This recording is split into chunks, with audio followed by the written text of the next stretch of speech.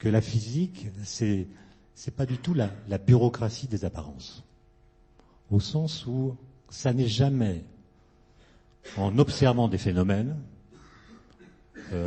y compris de façon sophistiquée, par des mesures par exemple, qu'on peut comprendre les lois qui pilotent ces phénomènes.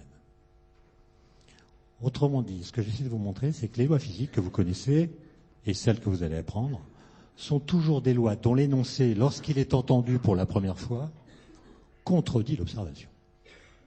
Alors qu'on pourrait penser que finalement, par une démarche un peu empirique, on déduit les lois de l'observation des phénomènes. Alors je pose cette question, et je vais donner des exemples, parce que je sais que vous êtes une génération qui, à la différence de la mienne, entend beaucoup parler, dès ses études, de ce qu'on appelle l'intelligence artificielle et le big data. Le big data, c'est très bien, c'est des données qui nous permettent, dans beaucoup de disciplines, de rendre les modèles performants. Je pense à la climatologie. Les équations de la climatologie sont connues, Navier-Stokes par exemple, mais on n'a pas de données. Donc si on a les équations sans les données, on ne peut pas faire de modèle qu'on puisse simuler pour faire des prédictions. Donc il y a des théories particulières pour lesquelles, en plus des équations, il faut des données nombreuses qui permettent d'alimenter nos capacités de prédiction, et le big data peut servir à cela.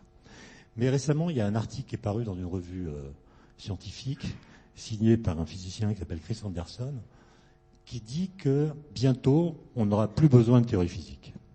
Que finalement, c'est la fin de la théorie, que le déluge de données, comme il l'appelle, va faire parler le réel au sens large du terme, d'une façon beaucoup plus complète que ne font les théories physiques inventées par les physiciens.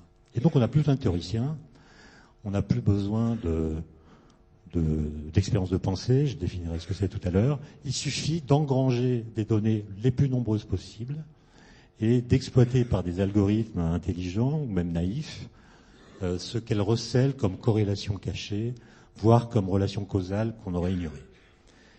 Et ce discours-là, qui est parfaitement légitime, doit être mis en face d'un autre discours, qui est celui que je vais tenir, qui est que la physique moderne, donc depuis Galilée, est une physique qui naît sans données. Sans données. Pensez par exemple à la loi de la chute des corps que découvre Galilée. Donc il y a un premier énoncé en 1604, mais surtout il va théoriser la chose dans un livre qui s'appelle Discours sur les deux systèmes du monde, qui est un livre absolument génial. Et Galilée énonce la loi que vous connaissez tous, à savoir que les corps tombent tous à la même vitesse dans le vide, quelle que soit leur masse, etc. Est-ce qu'on sait faire le vide du temps de Galilée? Non. Est-ce qu'on sait si le vide existe? Non. Il y a des querelles très sérieuses entre ceux qui pensent que le vide existe et ceux qui pensent qu'il n'existe pas. Est-ce qu'on sait mesurer la vitesse d'un objet qui tombe? La vitesse instantanée? Non. On peut mesurer une durée de chute, mais avec une incertitude assez grande. Et est-ce qu'on peut aller très haut? Non. Tour de Pise, d'ailleurs, Galilée n'y est jamais allé, mais c'est un détail. Et donc, on n'a quasiment pas de données. On peut faire des observations. Et les observations, c'est par exemple qu'on voit bien qu'une boule de pétanque tombe plus vite qu'une balle de ping-pong. Ce que Aristote avait déjà dit. Aristote avait expliqué qu'un corps tombe d'autant plus vite qu'il est plus lourd. Et donc on a une loi énoncée par Aristote, qui est une loi qui rend compte, si on n'y regarde pas de trop près, des observations que nous pouvons faire.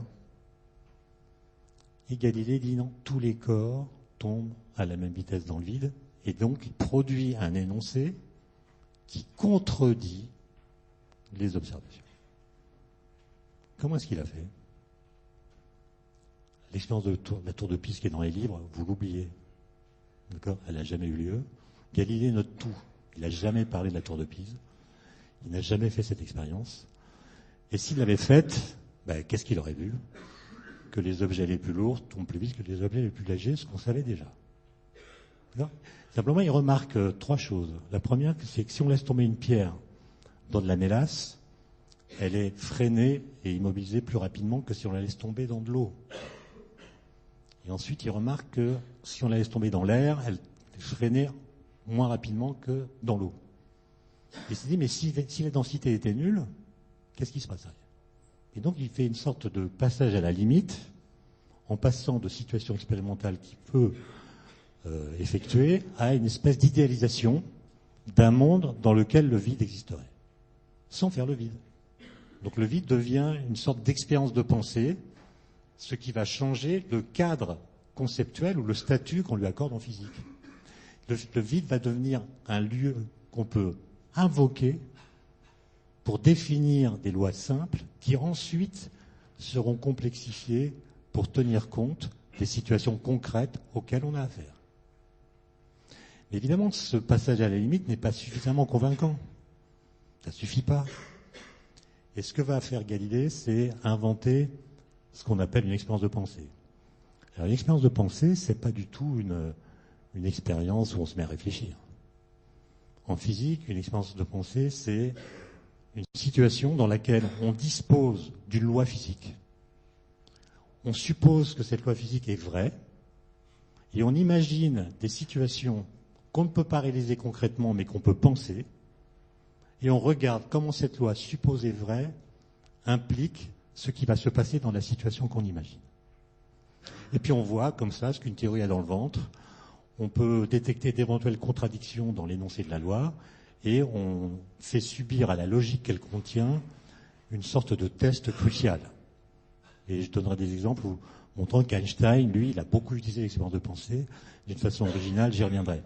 Mais l'expérience de pensée qu'invente Galilée est vraiment géniale. Il dit, supposons que Aristote a raison. C'est-à-dire, supposons qu'un corps lourd tombe plus vite qu'un corps léger. Ça, c'est l'hypothèse de départ.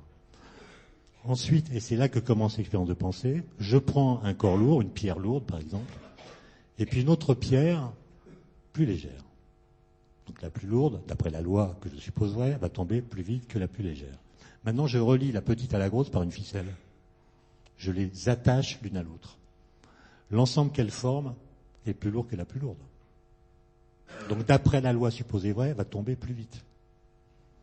Et en même temps, pendant la chute, la petite qui tombe moins vite va tendre la corde et faire parachute. Donc l'ensemble va tomber moins vite que la plus lourde. Conclusion, la même loi me dit, dans cette situation que j'invente, que le système va tomber plus vite et moins vite que la grosse pierre toute seule. Comment résoudre la contradiction? En disant que la grosse pierre et la petite pierre tombent exactement à la même vitesse. Ce qui n'est pas ce qu'on voit.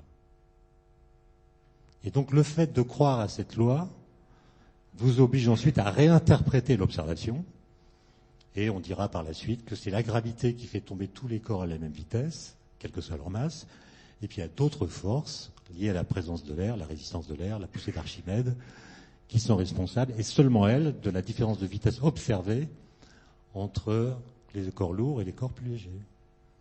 Et donc, ce n'est pas les données qui ont parlé. C'est une façon de questionner les lois par lesquelles on croit dire les données, qu'on a trouvé une loi qui contredit les données. D'accord ? Donc il faut trouver un stratagème intellectuel pour faire décoïncider le monde de ce qu'il nous montre. Et donc il faut produire un écart. Il ne faut pas simplement regarder. Peut-être que vous êtes de la génération qui a eu comme sujet de bac, ah non, vous étiez en terminale scientifique, mais il y a 2 ans, je crois, en terminale littéraire. Ça tousse fort à Lyon, hein ? Qu'est-ce qui se passe ? C'est la pollution ? On se croirait à Paris. Bon. Qu'est-ce que je disais ? Ah oui, le sujet de bac il y a 2 ans dans les classes littéraires, c'était « Observer suffit-il pour comprendre ?» Mais la réponse, c'est immédiat, c'est pas la peine de faire 3 parties. La réponse, c'est non. Non, jamais. Jamais. D'accord ? Pour comprendre, il faut réfléchir. Et après, on expérimente. Okay. Et donc, vous voyez,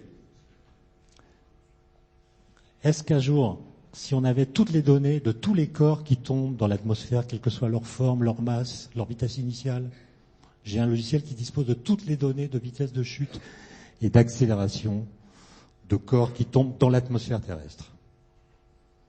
Est-ce qu'en analysant ces données, un logiciel serait capable de dire tous les corps tombent à la même vitesse dans le vide? Pas sûr. Pas sûr. Et donc il n'est pas certain que le big data puisse produire des expériences de pensée qui sont celles qu'ont fait les physiciens qui ont mis sur pied la physique moderne sans données. Il y a un autre exemple, ou même deux, que je vais donner rapidement.